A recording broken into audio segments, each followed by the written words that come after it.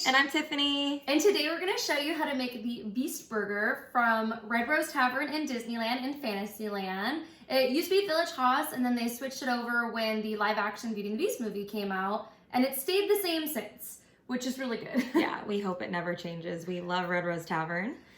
And this is actually going to be the burger when they first opened before they changed the menu. So yeah, it was called the Beast Burger at first, and then about a year ago they changed the menu slightly, and it's now called the Beast Forbidden Burger. And they slightly changed the ingredients on it. It's still good, but we just really love the original one. So, the first one was like so good. An Angus burger with like slow roasted meat on top of it and Gruyere cheese. Oh my gosh, it's incredible. Onions, and a horseradish aioli, which we will show you how to make. And I hope you guys enjoy it. It's super good and it's pretty easy, but we aren't gonna show you how to make the burger because we're just using frozen Angus beef patties from the store. And also the pork that we're putting on top, I keep saying pork, it's pot roast. Our dad made actually earlier in the week. So it's what we're using our leftovers to be able to not be wasteful, use our leftovers, and make it easier for our meal tonight. But we hope you guys enjoy and love this burger as much as we do. Yeah, so I hope you guys enjoy, and let's get started. Okay, so our first step is gonna be to caramelize the onions. Now this does take about 30 minutes, so that's why you want this to be your first step. You don't want your burgers getting cold while you're doing your cooking. So we learned our lesson last time. We cut about a half an onion. We're like, that'll totally be enough for all 4 of our burgers. No. It's not. When you cook the onion, it pretty much shrivels up. So what seemed like would be enough for 4 burgers, which is what we're gonna make, it was like enough for like 1.5. Yeah, and we had to like ration everyone's onions. Like, you get a little bit, a little bit more there. So we're gonna do a full onion this time. And what you need is some butter and some oil. You can either do just olive oil or you can do butter. You would just wanna make sure, there's not a specific measurement, you just wanna make sure that the pan is coated. And I like mixing the butter in there just because it gives it a little bit more richness just than the olive oil. And so we're gonna get our onion cut up and then we will show you the caramelization process.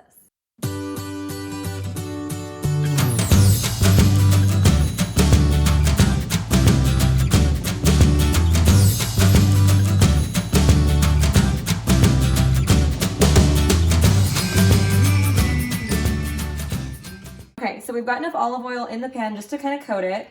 And then Paige also likes to add a little bit of butter. Well, that's a lot of butter, but that's okay. And now we're gonna add the onions. All right, so I'm just gonna go ahead and bring this over here. You're gonna go ahead and add all the onions in.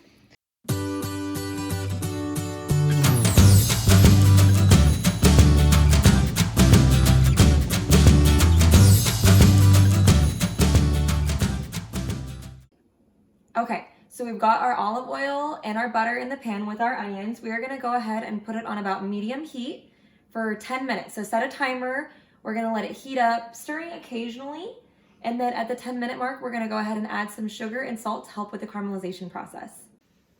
Alrighty, so now while she's caramelizing those onions and she's gonna be keeping an eye on them so she doesn't burn the kitchen down, we are gonna make our horseradish aioli. Now it calls for stone ground pepper, which we don't have, but I looked up a substitute and they say that Dijon mustard counts. So we're gonna put some Dijon mustard in there. It's gonna be 1/3 a cup of mayonnaise, 1 tablespoon of lemon juice, 1.5 tablespoons of horseradish, and then a tablespoon of the Dijon mustard.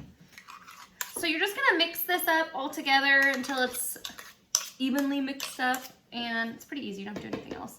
I love making aiolis. It's pretty much mayo. I'm sorry if you're grossed out by mayonnaise, but some good aiolis.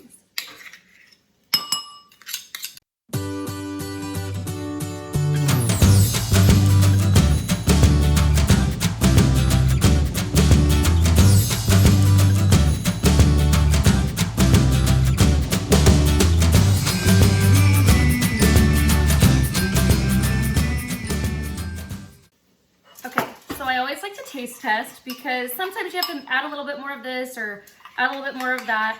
Tiffany's very weak when it comes to spicy things, so I have to make sure that the horseradish isn't very strong. Now, this is gonna be more potent. If you were to save the sauce, it's gonna be a little bit more potent the next day because the horseradish has had time to sit and oxidize, and it's gonna be a little bit stronger. So Tiffany won't be able to handle it on day 2 if I make it too spicy today. You wanna taste test it? Sure. You're gonna let me do it? You're the one with the weak. Now I'm full of horseradish. Okay. Should I just use a spoon? Yes. Okay. Let's see. I'm scared. No double dipping. Obviously. Okay. You're making this look really appetizing right now. It's good. Just like think about taking basically a mouthful of mayonnaise and horseradish. On a burger, it's gonna be amazing. I promise you that. On its own, it's not bad. Okay. It's pretty good. Okay, so our timer just went off. It's been 10 minutes. So now to help speed the caramelization process along, we are gonna go ahead and add a teaspoon of sugar. So we'll go ahead and sprinkle that in there. And we are also going to add a teaspoon of salt. We're on a kosher salt kick, but right now we're going to just use iodized. Yeah.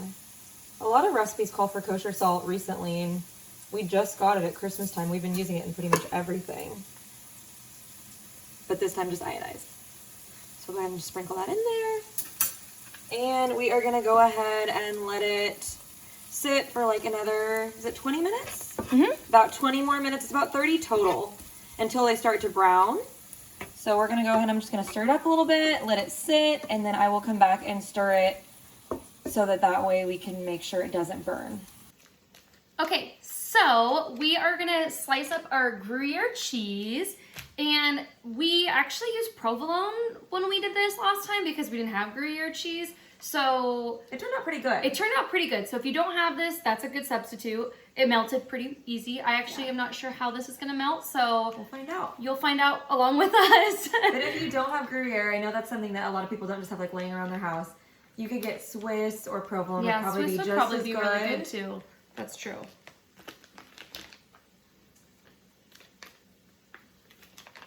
What, does it smell weird? It smells funky. It smells like cheese.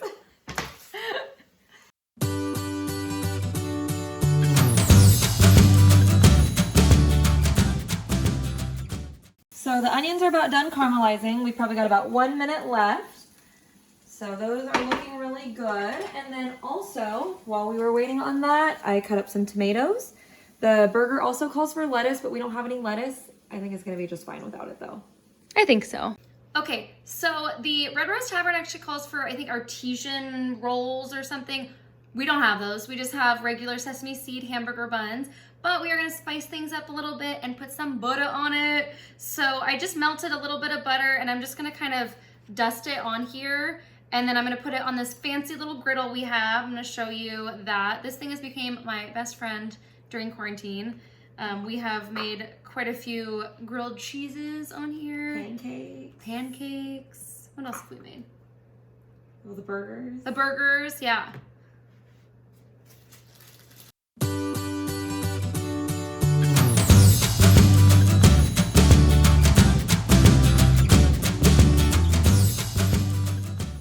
Alrighty, so these are just about ready. You can see them getting a little toasty.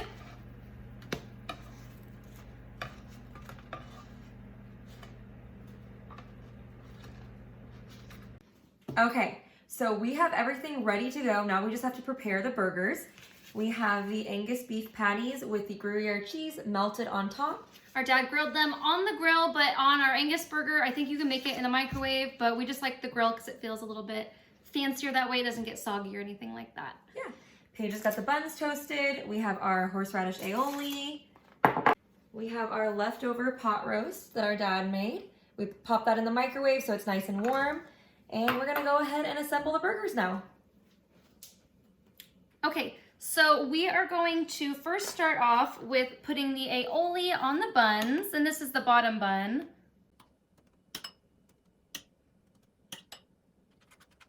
Last time we added more after the fact, so I'm gonna be a little bit over generous with it this time.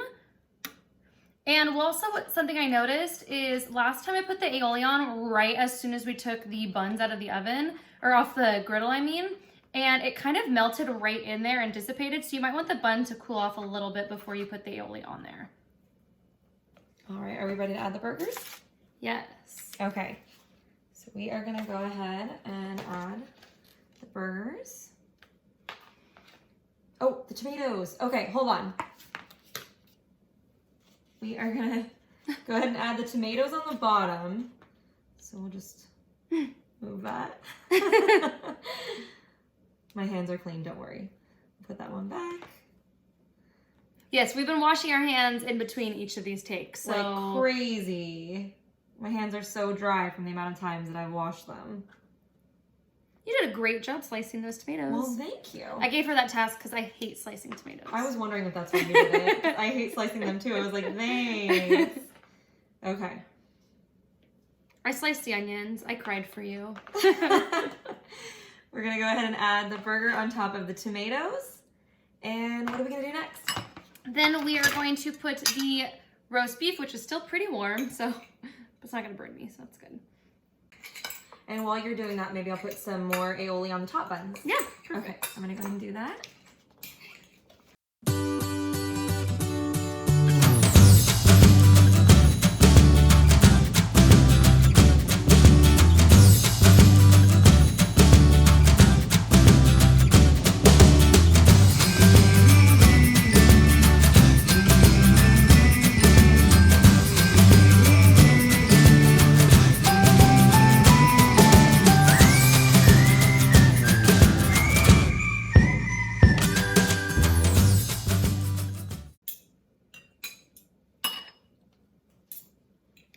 And then we're gonna put the caramelized onions on.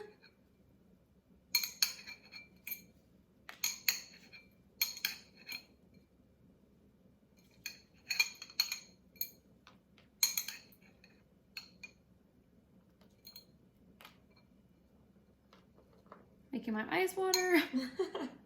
Still? I don't know, my eyes are watering. I don't know if it's from the onions, but I'm just making a mess. All right, and we should get a close-up of these burgers before we go ahead and put the top patties or top buns on. Look at that. Don't they look incredible? Looks so good. I'm so excited. So good. Put the top buns on and then they are ready to go.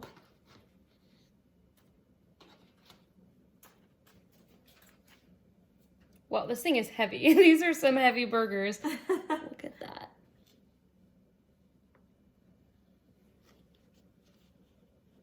That melted Gruyere cheese. It is with deepest pride and greatest pleasure that we invite you to sit back and relax as the dining room proudly presents your dinner. Be our guest, be our guest, put our service to the test. Tie your napkin around your neck, Shari, and we provide the rest. Hope you guys enjoy. Make Enjoy, sure you guys. to give us a like and subscribe and hit the bell icon if you want to see more of our videos. We really enjoy doing this for you guys. And let us know if you tried this at home and if you made any adjustments, if there's any recommendations that you guys have, if you've tried this burger in the past. Because we love our Beast Burger, so anything to really nail it, we would love that. Who doesn't want Disney food at home, you guys? Yeah. So yeah, I hope you enjoy and thank you for watching. Thank you guys for watching. Bye. Bye.